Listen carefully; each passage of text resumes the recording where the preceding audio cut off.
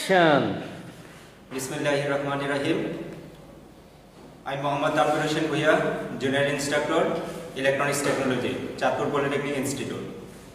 আজকে আমি বেসিক ইলেকট্রনিক্সের তৃতীয় অধ্যায়ের বাকি অংশটুকু নিয়ে আলোচনা করব।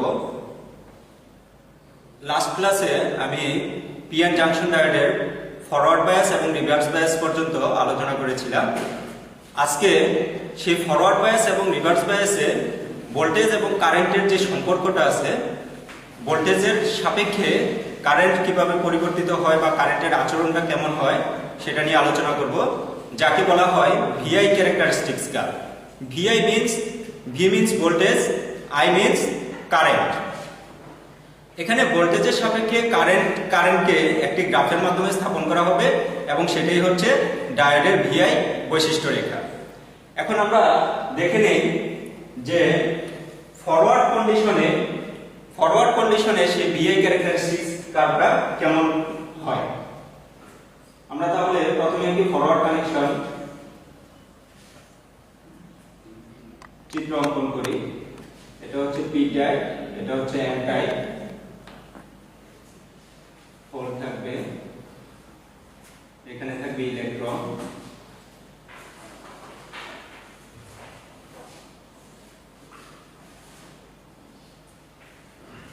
This is forward connection. আমরা একটি গ্রাফ অঙ্কন করি।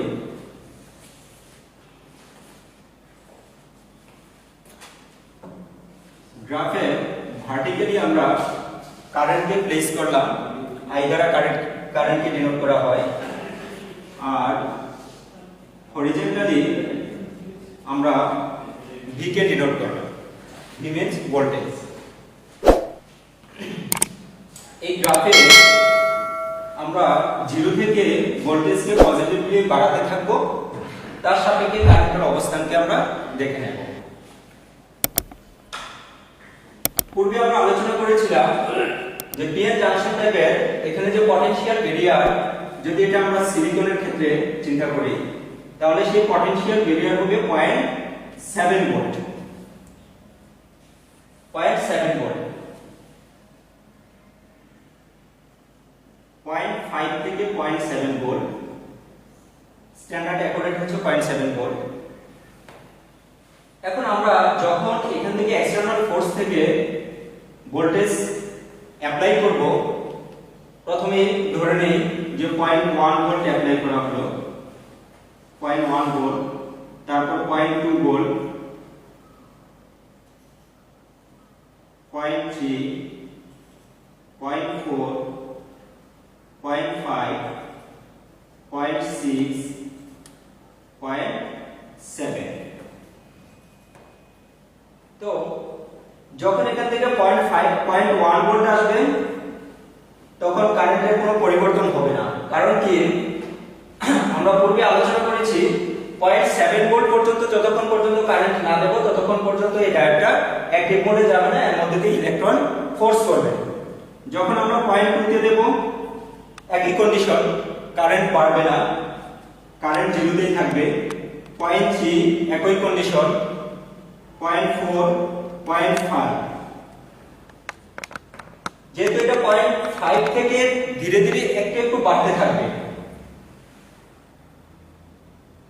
0.5 সামান্য একটু বাড়বে, 0.6 সামান্য একটু বাড়বে। যখন 0.7 আসবে, তখন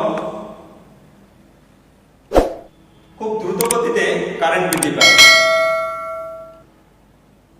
কারণ যখন 0.7 ভোল্ট আসবে, তখন এই ডিপ্লেশন লেয়ারটা পুরোপুরি উঠে যাবে, আর ডিপ্লেশন লেয়ার যখন উঠে যাবে, তখন এর মধ্যে দিয়ে খুব বেশি পরিমাণ ইলেকট্রন ফ্লো হতে পারবে এবং কারেন্ট খুব দ্রুত গতিতে বৃদ্ধি পাবে।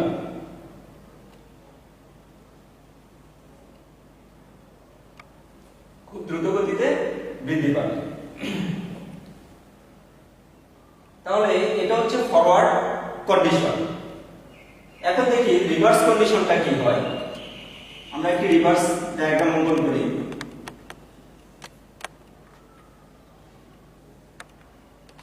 P type, N type.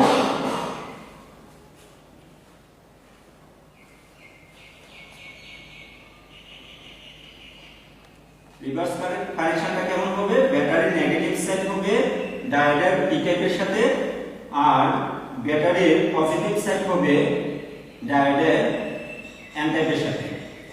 This is called reverse connection. এখন আমরা গ্রাফটা দেখে নিই।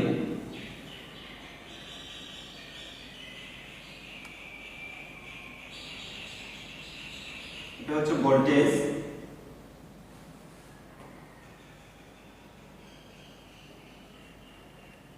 এটা হচ্ছে রিভার্স কারেন্ট। এটাকে আইএস দ্বারা চিহ্নিত করা যেতে পারে, ভিএস দ্বারা চিহ্নিত করা যেতে পারে, রিভার্স ভোল্টেজ এবং রিভার্স কারেন্ট। এখন আমরা যখন রিভার্সলি এর মধ্যে দিয়ে ভোল্টেজ অ্যাপ্লাই করতে থাকব তখন কি হবে? তখন হবে, আমরা পূর্বে দেখেছি যে এই হোল এবং ইলেকট্রনগুলো আকর্ষিত হয়ে টার্মিনালের দিকে সরে যাবে, এবং যখন টার্মিনালের দিকে সরে যাবে এই ডিপ্লেশন লেয়ারটা বেড়ে যাবে। ডিপ্লেশন লেয়ার যখন বেড়ে যাবে, এরপরও যখন আমরা ভোল্টেজ অ্যাপ্লাই করব, যখন অধিক পরিমাণ রিভার্স ভোল্টেজ অ্যাপ্লাই করব, একটা সময়ে সেই ডায়োডটা ব্রেকডাউন করবে, অর্থাৎ সেই ডায়োডটা আর কাজ করবে না, তখন রিভার্সলি কারেন্ট বৃদ্ধি পাবে, রিভার্স কারেন্ট বৃদ্ধি পাবে। তো প্রথমে কি হবে, যখন আমরা এর মধ্যে দিয়ে অল্প পরিমাণ কারেন্ট বৃদ্ধি করব, তখন আমরা জানি রিভার্স বায়াসিং এর সময় মাইনরিটি চার্জ ক্যারিয়ারের জন্য কিছু লিকেজ কারেন্ট প্রবাহিত হয়। তো যখন আমরা ইনিশিয়ালি এর মধ্যে দিয়ে ভোল্টেজ অ্যাপ্লাই করব, তখন এই লিকেজ কারেন্টটা সামান্য পরিমাণ বৃদ্ধি পেতে থাকবে ইনিশিয়ালি। একটা পর্যায়ে এসে, একটা নির্দিষ্ট লেভেলে এসে এই ইনিশিয়ালি বৃদ্ধিটা থেমে যাবে, থেমে একটা কনস্ট্যান্ট বৃদ্ধিতে চলে আসবে। এরপরে যদি আমরা আরো ভোল্টেজ বৃদ্ধি করতে থাকি, তাহলে এটা কনস্ট্যান্ট হয়ে যাবে। এই কনস্ট্যান্ট এতটুকু থেকে এতটুকু পর্যন্ত কে বলা হয় স্যাচুরেশন কারেন্ট, অর্থাৎ এর মধ্যে আর কারেন্ট বৃদ্ধি পাবে না। এখন ডিপ্লেশন লেয়ারটা অনেক বেড়ে গেছে, যখন আমরা এই রিভার্সলি কারেন্ট প্রবাহিত করব, ডিপ্লেশন লেয়ারের পরিমাণ বৃদ্ধি পাবে। বৃদ্ধি পেতে পেতে একটা সময় কি হবে, যখন আরো রিভার্স ভোল্টেজ প্রয়োগ করব, তখন হচ্ছে সেটা ব্রেকডাউন ঘটবে। ব্রেকডাউন ঘটে দ্রুত রিভার্স কারেন্ট বৃদ্ধি পাবে এবং ডায়োড পুড়ে যাবে। তাহলে আমরা দেখতে পেলাম যে যখন রিভার্স বায়াস প্রয়োগ করি, তখন ইনিশিয়ালি হালকা, খুব ছোট পরিমাণে একটা কারেন্ট, খুব কম পরিমাণে একটা কারেন্ট বৃদ্ধি পেতে থাকে, এবং একটা পর্যায়ে স্যাচুরেশন হয়, স্যাচুরেশন হয়ে একটা পর্যায়ে আবার ব্রেকডাউন ঘটে। এইটুকু ভোল্টেজকে বলা হয় ভিবি, অর্থাৎ ব্রেকডাউন ভোল্টেজ, আর এইটুকু কারেন্টকে বলা হয় রিভার্স স্যাচুরেশন কারেন্ট। তো আমরা ফরওয়ার্ড বৈশিষ্ট্য রেখা দেখলাম এবং রিভার্স বৈশিষ্ট্য রেখা দেখলাম, যে ভোল্টেজের সাথে সাথে কারেন্টের অবস্থানটা কি হয়। এখন আমরা দুইটা গ্রাফকে যদি একত্র করি, তাহলে দেখি গ্রাফটা কেমন হয়।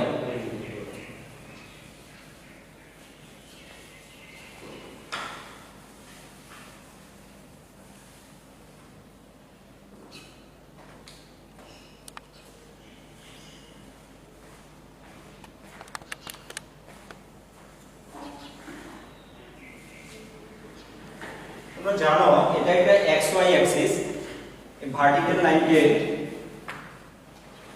y, এটার মধ্যে আমরা কারেন্টকে ডিনোট করব। যেহেতু এটা পজিটিভ কোয়াড্রেন্ট, এই পজিটিভ কোয়াড্রেন্টের সেই i হবে ফরওয়ার্ড কারেন্টের জন্য, এবং এই ফরওয়ার্ড কারেন্ট মিলিঅ্যাম্পিয়ার হয়।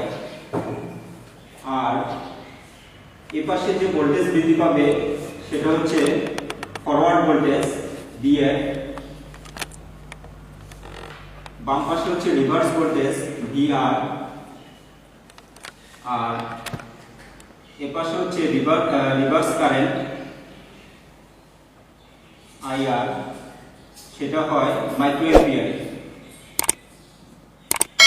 কারণ আমরা জানি রিভার্স কারেন্ট খুবই ছোট একটা কারেন্ট, আর ফরওয়ার্ড কারেন্ট হয় মিলিঅ্যাম্পিয়ার। তাহলে আমরা গ্রাফে কি দেখেছিলাম, যে 0.7 ভোল্ট 5 ভোল্ট থেকে একটু বৃদ্ধি পেতে থাকে এবং 0.7 ভোল্টে এসে খুব দ্রুত গতিতে বৃদ্ধি পায়, এইটুকু হচ্ছে 0.7। আর রিভার্স বায়াসের সময় কি হয়, ইনিশিয়ালি একটু সামান্য পরিমাণ বৃদ্ধি পেতে থাকে এবং একটা পর্যায়ে কনস্ট্যান্ট হয়ে তারপর ডায়োডের ব্রেকডাউন ঘটে।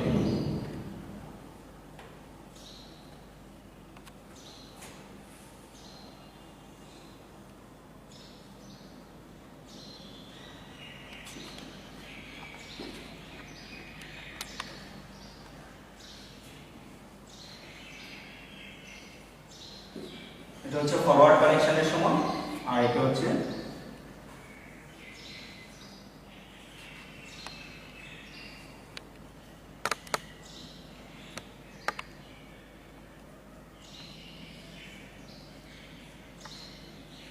রিভার্স কানেকশনের সময়। তো প্রিয় শিক্ষার্থী, আশা করি তোমরা ফরওয়ার্ড বায়াস এবং রিভার্স বায়াসের বিআই ক্যারেক্টারিস্টিক্স কাজ সম্পর্কে ধারণা লাভ করেছো। নেক্সট টপিকস আমি যেটা নিয়ে আলোচনা করব সেটা হচ্ছে ডায়োডের উপর তাপমাত্রার প্রভাব। এতক্ষণ ধরে আমরা ডায়োড সম্পর্কে যা কিছু আলোচনা করেছি সবকিছুই একটা নির্দিষ্ট তাপমাত্রার জন্য প্রযোজ্য। সবকিছুই একটা নির্দিষ্ট তাপমাত্রার জন্য প্রযোজ্য। সেই নির্দিষ্ট তাপমাত্রাটাকে বলা হয় কক্ষ তাপমাত্রা, 25 ডিগ্রি সেন্টিগ্রেড। 25 ডিগ্রি সেন্টিগ্রেড অর্থাৎ এতক্ষণের যে শর্তগুলো ছিল সেই সব শর্তগুলোই ছিল 25 ডিগ্রি সেন্টিগ্রেডের জন্য। এখন যদি আমি এমন একটা পরিবেশে ডায়োডকে নিয়ে যাই বা এমন একটা সার্কিটে ব্যবহার করি যে সার্কিটে এক্সটার্নাল তাপমাত্রার কারণে কিংবা সার্কিটের অভ্যন্তরীণ ইন্টারনাল তাপমাত্রা বেড়ে যায়, তাহলে এই ডায়োডের অবস্থা কি হবে? ডায়োডের উপর অবশ্যই সেই তাপমাত্রার প্রভাবটা পড়বে। তো সেই তাপমাত্রার প্রভাবটা কেমন আমরা জেনে নেই।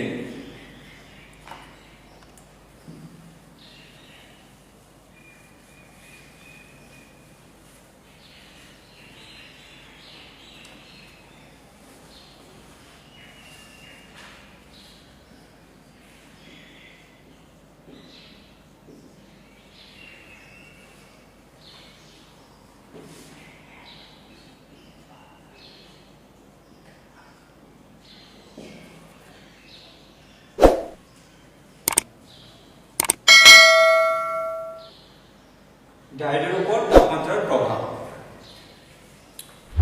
যখন একটা সিলিকন ডায়োডের তাপমাত্রা বেড়ে যাবে, তাপমাত্রা বাড়ার সাথে সাথে ওই ডায়োডের যে মাইনরিটি চার্জ ক্যারিয়ারগুলো আছে সেই মাইনরিটি চার্জ ক্যারিয়ারগুলো ধীরে ধীরে বৃদ্ধি পাবে।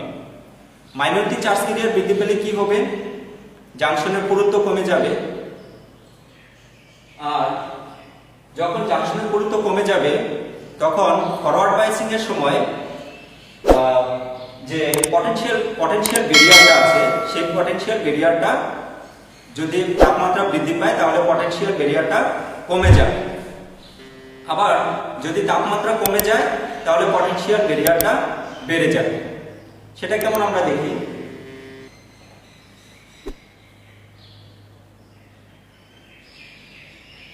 পার ডিগ্রি সেন্টিগ্রেড তাপমাত্রায় 2.5 millivolt 2.5 millivolt potential barrier difference হয়। অর্থাৎ যদি তাপমাত্রা পার ডিগ্রি সেন্টিগ্রেড বৃদ্ধি পায় তাহলে 2.5 মিলিভোল্ট কমতে থাকবে পটেনশিয়াল ব্যারিয়ারটা। আর যদি তাপমাত্রা পার ডিগ্রি সেন্টিগ্রেড কমে যায় তাহলে 2.5 মিলিভোল্ট হারে সেটা কমতে থাকবে। তাহলে আমরা ধরে নেই যে একটা নরমাল ডায়োডের কক্ষ তাপমাত্রা থাকে 25 ডিগ্রি সেন্টিগ্রেড। যদি তাপমাত্রা বেড়ে ধরে নিই যে আমরা 100 ডিগ্রি তাপমাত্রা বেড়ে গেল, তাহলে ওই ডায়োডের তাপমাত্রা তখন থাকবে 125 ডিগ্রি সেন্টিগ্রেড। তাহলে দেখি যে সেই 125 ডিগ্রি সেন্টিগ্রেডে কি হয়।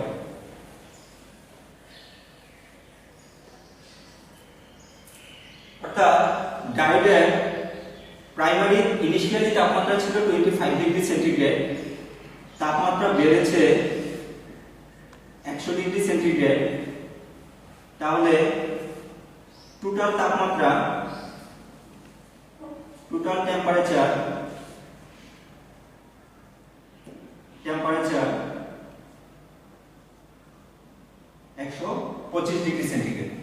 তাহলে বৃদ্ধি কতটুকু?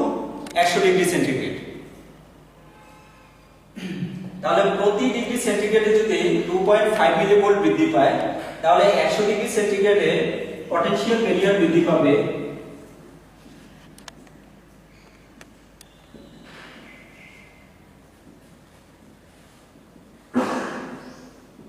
পটেনশিয়াল ব্যারিয়ার হবে 100 ইনটু 2.5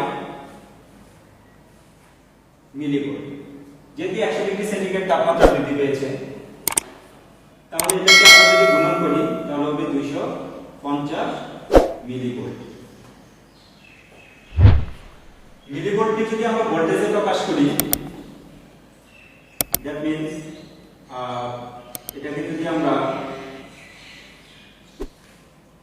1000 দিয়ে ভাগ করি তাহলে সেটা ভোল্টেজে কনভার্ট হবে। তাহলে সেই ভোল্টেজটা হবে 0.25 ভোল্ট। তাহলে আমরা প্রথমে বলেছিলাম যদি তাপমাত্রা বেড়ে যায় তাহলে পটেনশিয়াল ব্যারিয়ার কমে যাবে। তাহলে 100 ডিগ্রি সেন্টিগ্রেড তাপমাত্রা বৃদ্ধি পেলে পটেনশিয়াল ব্যারিয়ার কমে যাবে 0.25 ভোল্ট। অর্থাৎ আমাদের গ্রাফটা ছিল এরকম 0.7 ভোল্ট। এই 0.7 ভোল্ট হচ্ছে কক্ষ তাপমাত্রা 25 ডিগ্রি সেন্টিগ্রেডের জন্য। এখন যখন 100 ডিগ্রি সেন্টিগ্রেড বৃদ্ধি করা হলো তখন এটা 0.25 ভোল্ট কমে যাবে। তাহলে এখন যদি 0.7 ভোল্ট থেকে 0.25 ভোল্ট কমে যায় তাহলে